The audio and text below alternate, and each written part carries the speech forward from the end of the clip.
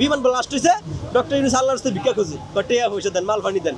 নিজের বেলায় কোটি কোটি টাকা খরচ করে আর বা একটা বিমান বিধ্বস্ত হয়েছে এনে কয় মাল পানি দেন আমারই। যে ডক্টর ইউনূস একটা ফেস সচিব আছে যে ডাস্টবিন শফিক পাগলায়, মানে এই দেশে জন্মানটাই মনে হয় ঠিক হয় নাই, ভুল হয়েছে। একটা বিনোদনের দেশে জন্মাইছে, এই দেশে বলে কুত্তায় বলে আগুন লাগায়, ওটা কি রোবোটিক্স কুত্তা আছে আসিল? যেমন এই দেশে একটা কথা ছিল না, দিল্লি না ঢাকা, দিল্লি না ঢাকা। দিল্লি আম ফাটাইলি কি আরে ডক্টর ইউনূসের আন্ডার সময় আম ফাটাইছে না দিল্লিতে, দিল্লি এরা কইছে আম ফাটাইতো বিল্লা। তা জনপ্রিয়তা অর্জন করলে কিছু কথা রাজনৈতিক নেতারা ব্যবহার করে, তারপরে কয় না যে আমলিকের জায়গা করিয়া দেয় ওই দল এই দল ওই দল এই দল। এই কারণটা সবচেয়ে বেশি করে এনসিপির নেতারা। ও বেটা তুই সার্ভিস আলম বাড়ি যাও না, ভাড়া নাই, তুই নিজে মুখ দিয়ে কইছিস। এই যে 150 গাড়ির প্রোটোকল নিয়ে গেছস তুই, তোর টেয়া হয়েছিস কই?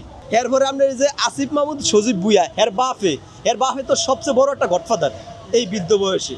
সরকারকে এটার বিচার করবো যে ডক্টর ইউনূস একটা ফেস সচিব আছে যে ডাস্টবিন শফিক পাগলায়। ডক্টর ইউনূস ইংল্যান্ডে গেছে না একটা হারমোনিয়াম অর্ডার লেগে, বাংলাদেশে 3 থেকে 4 কোটি টাকা খরচ করছে, কিন্তু বাংলাদেশের জনগণের 60 টাকার লাভ হয়নি। সিভিল নেতা করে কোটি কোটি টাকা খরচ করে প্রোটোকল দেয়, সেনাবাহিনী দিয়া, পুলিশ দিয়া, ডিজিএফআই এনএসআই দিয়া দেয় না।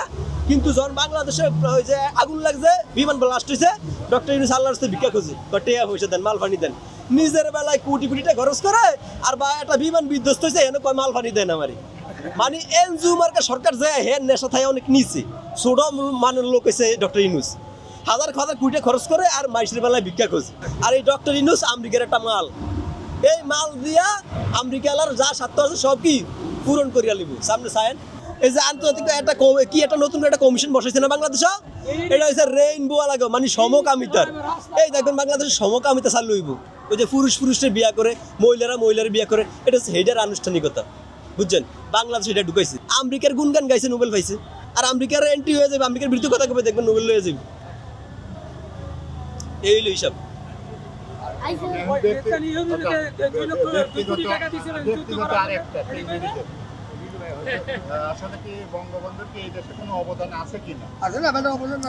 ভাই একারে আল্লাহর কসম করে কই কোন দলের পক্ষ নিয়ে কই না, কিছু কিছু লোকের আছে অবদান অস্বীকার তো করা যাবে না।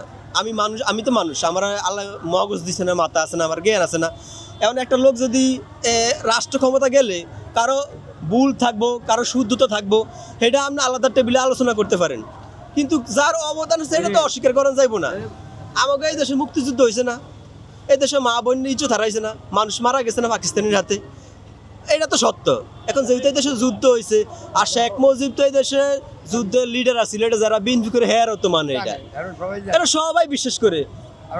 এই বেটার অবদান অস্বীকার করার কি যুক্তি আছে? এখন এই যে 24 সালে একটা অভ্যুত্থান হয়েছে, এটা তো বিশাল বড় অবদান আছে, কারণ নাই ধাসাতে এগো এই অবদান নিয়ে সারা দিন ঘুরেন। এইটা চেয়ে বড় হয়েছে 71 সালেরটা, এইটাতে শেখ মুজিবের অবদান আছে না, এটা কইলে সমস্যা কি? আমি এখন কইলে কয় আমলিকে দালাল ট্যাগ লাগে দেয়, কিরে ভাই এটা কি, এটা কি উত্তর কোরিয়া? কথাই তো কওয়া যায় না, বুঝছেন? আমরা সব ভাড়াটিয়া, 8-10টা এগো। তা আমি মনে করি ভাই এনসিপির যন্ত্রণা আর ভালো লাগে না। হেরা জুলাই বিপ্লব করছে, হেরা এই দেশের অধিনায়ক, নায়ক, ক্যাপ্টেন, হেরা সব হেগরে টাকাটা লিখে দিয়ে দেন। ডাক্তার ইউনূস সাহেব আপনার এত ক্ষমতা আছে, আপনি হেগরে যা ভালো লাগে তা দিয়ে দেন। এই 50 জন রাস্তা ব্লক করে লিছে, অথচ পুলিশ আছে 100, পুলিশ এতিম।